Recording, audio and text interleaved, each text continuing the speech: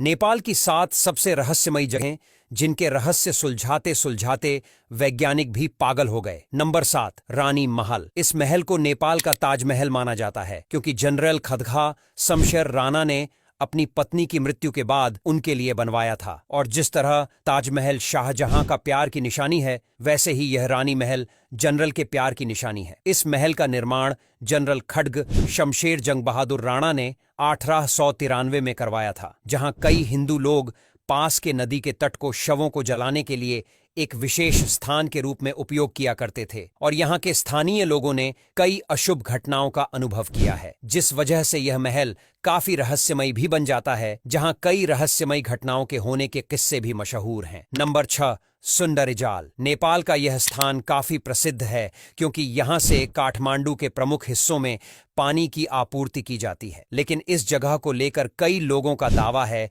कि यहाँ कईयों ने अपनी जान गंवाई है। कहते हैं कि इस स्थान पर अगर कोई तैराकी करने भी आए तो भी उसकी जान चली जाती है। और कई पर्यटक की कुछ दिन बाद इस झरने से बहने वाली नदी में लाश मिली थी। और यहाँ के स्थानीय लोगों का कहना है कि जो लोग यहाँ नहाते वक्त डूबे थे, उनकी आत्मा यहाँ नहाने वाले इंसानों को डूबा देती है। और इसीलिए यहाँ पर्यटक रात के समय कम ही रुकना पसंद करते हैं, और जो भी पर्यटक यहाँ रुकता है तो वह अपनी जान गंवा देता है। हालांकि इसके पीछे की असली सच्चाई क्या है, ये किसी को भी नहीं पता है और आज तक रहस्य बना हुआ है। नंबर 5, देवघाट। नेपाल में यह स्थान हिंदुओं की संस्कृति और धर्म का एक प्रसिद्ध केंद्र है। जुलाई 2009 में पुलिस को इस क्षेत्र में एक व्यक्ति की खोपड़ी मिली थी। इसके बाद इस क्षेत्र का नाम भी नेपाल के प्रेत बाधित स्थानों की सूची में दर्ज कर दिया गया। इस स्थान को लेकर लोगों का दावा है कि कुछ महिलाएं यहाँ खुद को आग लगाते हुए दिखाई देती हैं, जो बेहद खौफनाक दिखाई देती हैं। हालांकि इस स्थान को धर्म केंद्र के लिए सबसे पवित्र स्थान माना जाता है। नंबर 4, पर्व पश्चिम राजमार्ग। यह राजमार्ग नेपाल का सबसे लंबा राजमार्ग है और यह घने जंगल से होते हुए गुजरता है। इस राजमार्ग के आसपास कोई भी इंसानों का रहन सहन नहीं है। यहाँ रात में यात्रा करने वाले यात्रियों का कहना है अक्सर यहाँ इस जंगल में किसी लड़की के रोने की आवाज सुनाई देती है। और कुछ यात्री जो जंगल के बीच ठहरे हुए थे, उन्होंने घोषणा की कि उन्होंने एक सुंदर दांत वाली लड़की को मुस्कुराते हुए देखा था। नंबर 3, पशुपतिनाथ मंदिर का आर्यघाट। इस स्थान को